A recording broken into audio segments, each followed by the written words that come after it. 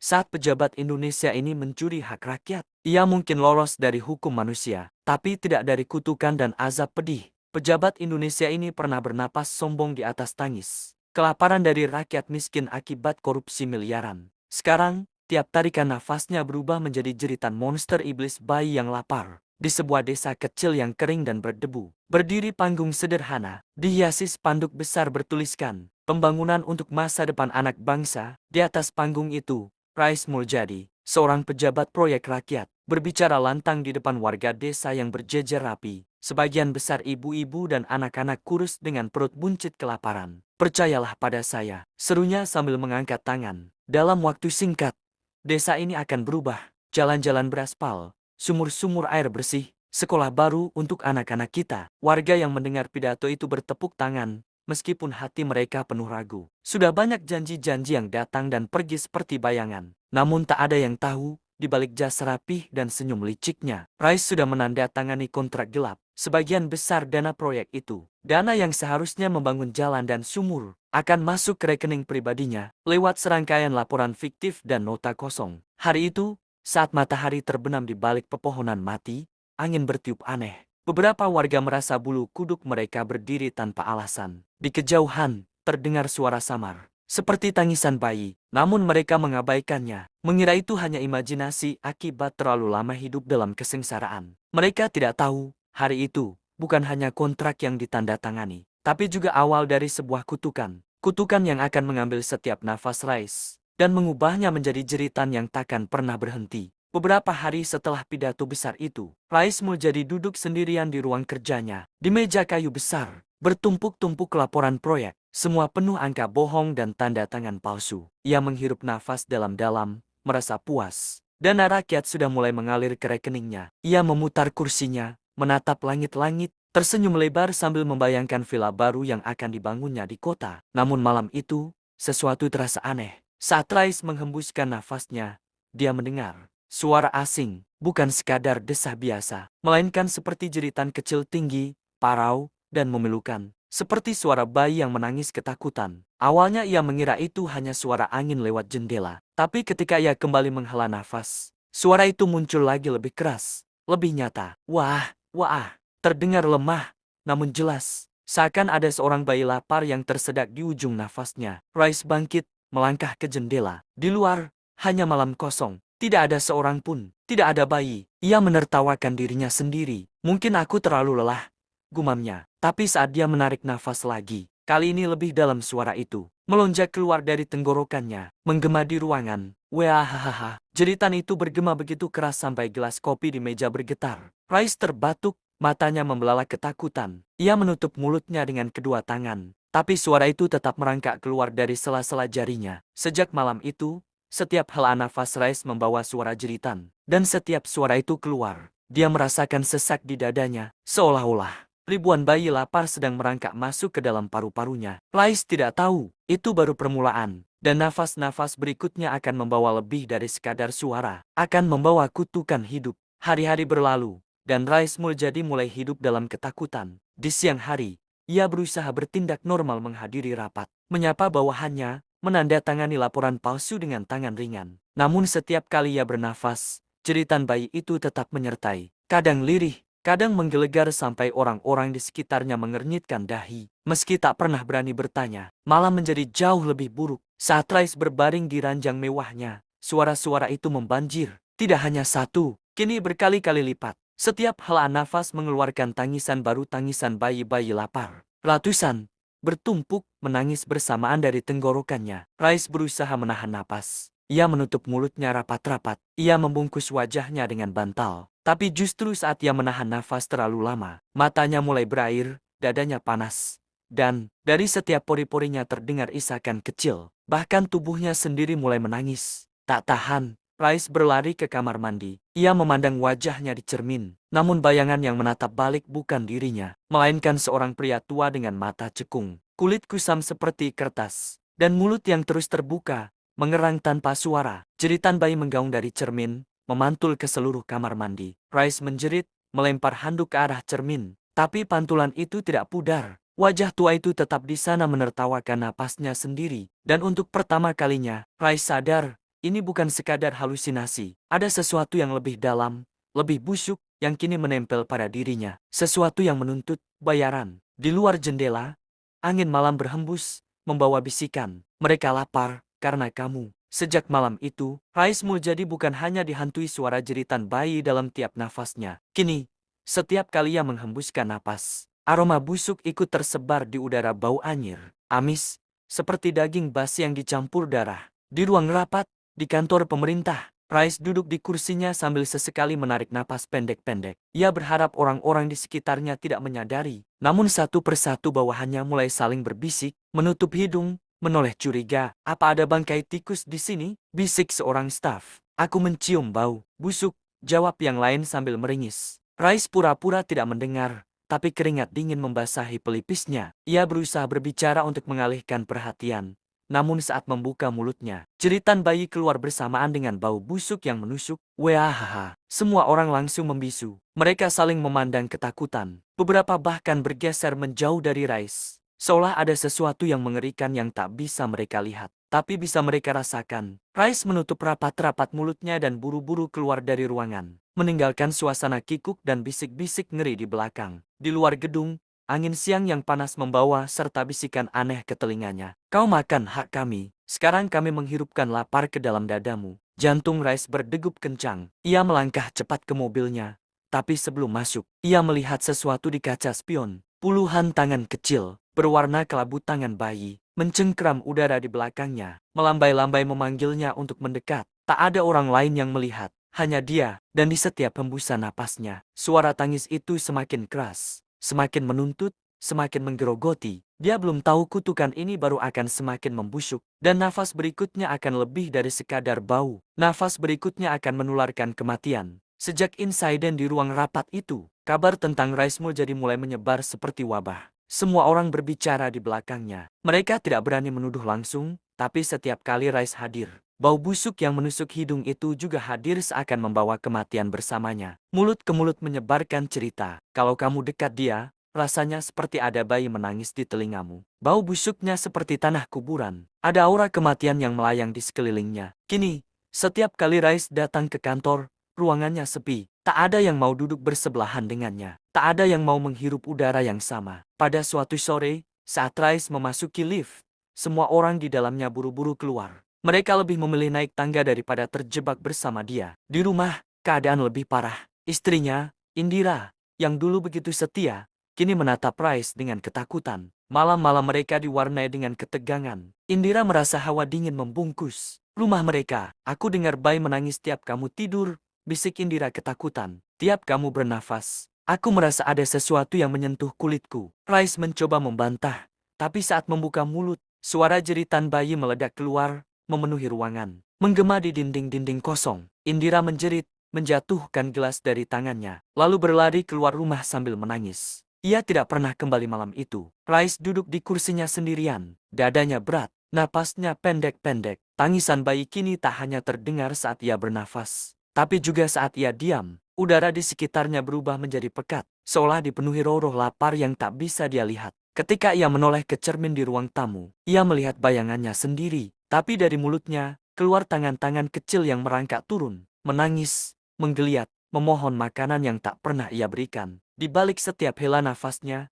terdengar tangisan ribuan perut kosong, jeritan dari proyek-proyek fiktif yang uangnya ia tilap. Kutukan itu kini bukan hanya miliknya. Kutukan itu mulai menular kepada siapapun yang terlalu lama menghirup udara di dekatnya. Malam itu, Rais Muljadi terduduk di kursi goyang rumahnya, sendirian. Tak ada lagi suara istri, tak ada lagi sapaan anak, tak ada lagi pegawai yang berani mendekat. Hanya derit kursi kayu, suara desiran angin, dan jeritan bayi yang terus keluar dari setiap hembusan nafasnya. Tubuhnya mulai terasa aneh. Pertama-tama, kulit di sekitar mulutnya terasa perih seperti terbakar dari dalam. Ia menyentuh bibirnya dan mendapati kulitnya mulai retak, pecah-pecah seperti tanah kering. Setiap ia bernafas, dari retakan kecil itu keluar udara panas bercampur suara tangisan. Seolah-olah tubuhnya menjadi cerobong asap penderitaan. Dia panik, berlari ke kamar mandi, membasuh wajahnya dengan air. Tapi air itu tak mampu menyembuhkan. Sebaliknya, air yang menyentuh kulitnya berubah menjadi keruh dan amis, seakan mencuci dosa-dosa yang melekat di pori-porinya. Di cermin,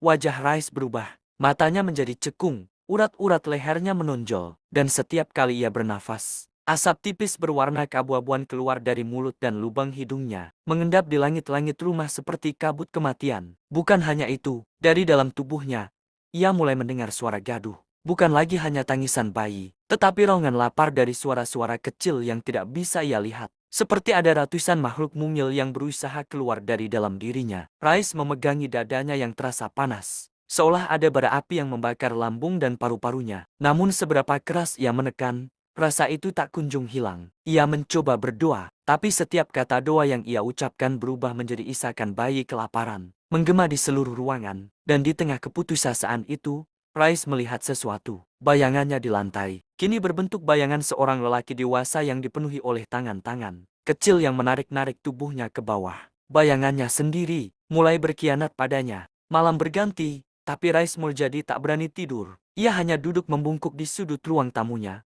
Tubuhnya gemetar dalam gelap. Udara di sekitarnya begitu pekat, berbau amis dan busuk, seperti lumpur kuburan yang baru digali. Setiap tarikan nafasnya kini bukan hanya membawa jeritan bayi, tetapi juga sesuatu yang lebih menyeramkan. Saat Rais mencoba menarik napas panjang, sesosok kecil terjatuh dari mulutnya. Makhluk itu merangkak di lantai dengan tubuh mungil, kurus, dan berkulit abu-abu. Matanya besar, kosong, dan hitam pekat. Bukan satu, bukan dua, tapi puluhan. Setiap hela nafas Rais melahirkan makhluk-makhluk lapar itu. Bayi-bayi cacat dengan tangan kecil mencengkram, mulut menganga, dan suara tangisan serak yang memekakan telinga. Kami lapar, kami ingin hidup, kami mati karena kau. Tangisan itu bercampur dengan isak keras, membanjiri seluruh ruangan. Lantai penuh oleh makhluk-makhluk kecil itu. Merangkak, memanjat kakinya, menarik-narik celananya, memanjat ke tubuhnya. Rais berusaha menepis mereka, tapi tangan-tangan kecil itu terlalu banyak. Setiap satu ia lempar, tiga lagi muncul. Mereka terus merayap, meninggalkan bekas hitam membusuk di kulitnya, seolah menarik dosanya keluar ke permukaan. Wajah Rais memucat, tubuhnya semakin rapuh, kulitnya mengelupas di beberapa bagian, memperlihatkan daging pucat yang basah dan bergetar. Ia berlari ke pintu depan, mencoba kabur, tapi makhluk-makhluk itu merangkak cepat, memelintir kakinya, membuatnya jatuh tersungkur di lantai. Di lantai dingin itu, Rais bisa merasakan, setiap hela nafasnya kini adalah kontrak baru. Satu makhluk lahir, satu jeritan baru mengisi dunia, satu kutukan lagi melekat pada tubuhnya. Dari sudut ruangan, suara samar bergema, setiap rupiah yang kau telan adalah satu nafas yang kau bunuh. Rais Muljadi merangkak di lantai rumahnya, terengah-engah, mencoba mengusir makhluk-makhluk kecil yang menempel di tubuhnya. Setiap tarikan napasnya, makhluk baru lahir, bayi-bayi kelabu tanpa wajah, menangis tanpa henti, merayap ke arahnya dengan tangan-tangan kurus penuh kerak kering. Lantai rumah sudah seperti lautan makhluk-makhluk lapar, mengalir perlahan ke segala arah, mengelilingi Rais, menyerap semua udara bersih, dan menggantinya dengan aroma kematian. Dalam keputusasaan, Rais merangkak ke depan cermin besar di ruang tamu. Ia ingin melihat dirinya sekali lagi, dirinya yang dulu gagah, disanjung rakyat, dihormati rekan-rekan sejawat. Tapi saat ia menatap ke dalam cermin, ia tak mengenali wajahnya lagi. Wajah itu bukan miliknya, melainkan topeng daging yang membusuk, penuh retakan, dengan lubang hitam menganga di tempat mulutnya seharusnya berada. Dari lubang itu, jeritan bayi terus mengalir, seperti sumur tak berujung yang memuntahkan suara kelaparan tanpa henti. Matanya cekung, seluruh tubuhnya kurus mengerikan. Tulang-tulangnya tampak menonjol seperti hendak mencuat dari kulit. Rambutnya rontok, kulitnya bersisik, tubuhnya seperti kain lap basah yang dibalut luka-luka bernanah. Ia bukan manusia lagi. Ia adalah penjelmaan dari dosa yang ia lahirkan. Ia adalah makhluk kutukan yang berjalan di dunia. Dan di balik punggungnya, di sudut-sudut bayangan rumah, makhluk-makhluk kecil itu mulai membesar, menjadi sosok-sosok kabur setinggi anak-anak. Dengan suara jeritan lebih keras, lebih nyaring, dan lebih menyayat. Kami adalah nafas yang kau curi. Kami adalah hidup yang kau jual. Dan kami akan memakanmu. Dengan ketakutan, Rais mundur. Tapi setiap langkah mundur hanya membuat wajahnya di cermin semakin mengerikan. Terurai, mencair, menjadi wajah-wajah bayi kelaparan yang melekat satu sama lain. Tak ada lagi Rais Muljadi, yang ada hanyalah makhluk napas busuk, hidup tanpa suara selain tangisan lapar yang tiada akhir. Rais Muljadi tidak bisa lagi tinggal di rumahnya. Rumah itu kini seperti gua kematian penuh dengan jeritan,